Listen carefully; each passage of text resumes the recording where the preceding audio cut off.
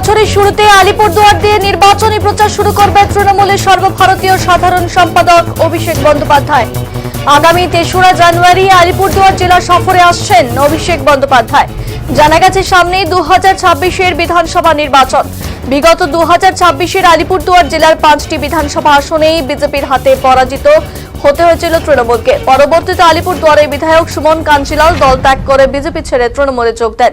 এছাড়া 2024 সালে মাদারিহাটের বিধায়ক মনোজ টিগ্গা পদত্যাগ করে লোকসভায় যোগ দিলে সেই আসনে উপনির্বাচনে তৃণমূল প্রার্থী জয়প্রকাশ টপ্পো জয়ী হন।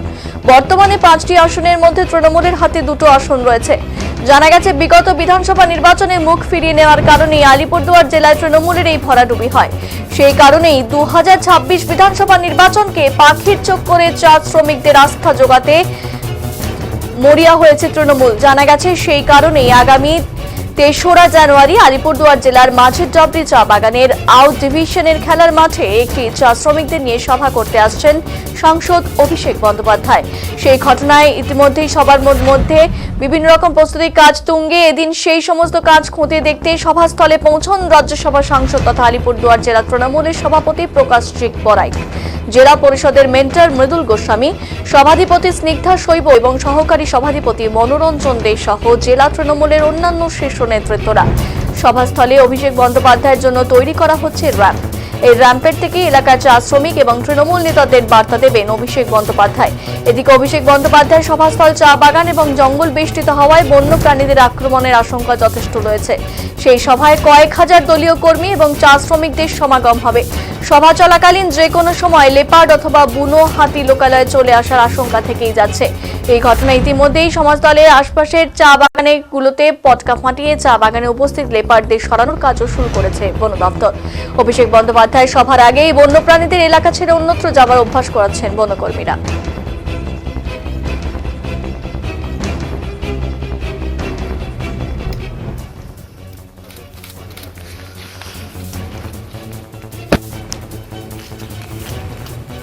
চায় শ্রমিক সংগঠন কে নিয়ে চা বাগানের ওয়ার্কারদেরকে নিয়ে মাননীয় সাংসদ এবং সর্বভারতীয় তৃণমূল কংগ্রেসের সাধারণ সম্পাদক অভিষেক বন্দ্যোপাধ্যায় আসছেন মাঝিডুবরি টি স্টেটে। এটা দমনপুর ডিভিশন যে স্কুল আছে এই ফুটবল মাঠে আমরা সবাই তার জন্য রেডি আছি। আমরা ওয়েটে আছি। 3 তারিখ জন্য প্রোগ্রাম আমরা সাকসেস। কটার দিকে সভা স্টার্ট? এই সভা সকালবেলা না 10:30 থেকে 11টার মধ্যে আমরা সবাই পৌঁছাবো। কিরকম লোকের সমাগম ভাবছেন? ভালো লোক। চায় শ্রমিক সংগঠনকে নিয়ে আসছে। দেখুন, ঘটনা হলো প্রথমেই আমরা খুব আনন্দিত, আমরা খুব উৎসাহিত যে আমাদের সর্বভারতীয় সাধারণ সম্পাদক অভিষেক বন্দ্যোপাধ্যায় আসবে, আমাদের সকলের প্রিয় নয়নের মণি। আর যেহেতু সাংসদ আসছেন আমাদের এই এলাকায় গ্রামে, তাই আমরা সবাই মিলে এই কয়েকদিন তার মানে আমরা এখানে মাঠেই আছি, মাঠকে একটু সুন্দর করার চেষ্টা করছি। আর আপনারা জানেন যে বাগানের শ্রমিকদের সঙ্গে তিনি সরাসরি কথা বলবেন। এরকম ভারতবর্ষের কোনো নেতা নেই যে সরাসরি শ্রমিকদের সঙ্গে কথা বলে। তাই আমরা গর্বিত বাংলার যে সাংসদ, যে সর্বভারতীয় সাধারণ সম্পাদক অভিষেক বন্দ্যোপাধ্যায়, তিনি সাধারণ গরিব মানুষ, খেটে খাওয়া মানুষ, যারা বাগানে কাজ করে সেই শ্রমিকদের সঙ্গে সরাসরি কথা বলবেন। তো এইটা আমাদের অনেক বড় পাওনা। তাই আমরা খুব উৎসাহিত। আমরা এই ব্লক 1-এর বিবেকানন্দ 2 অঞ্চল সব নেতৃত্বরা আছে, সবাই আমরা এখানে থেকে মাঠটাকে সুন্দর করার চেষ্টা করছি। লক্ষাধিক মানুষের সমাগম হবে, কিন্তু কেউ সঙ্গে কথা বলবে না, শ্রমিকদের সঙ্গে কথা বলবে আমাদের নেতা অভিষেক বন্দ্যোপাধ্যায়। আর তারপরে আমরা রাস্তার দুধারে আমরা থাকব, তাকে দেখা করব, দেখব। এটাই আমাদের অনেক বড় পাওনা। তার জন্যই আজকে কয়েকদিন থেকে আমরা মাঠে আছি।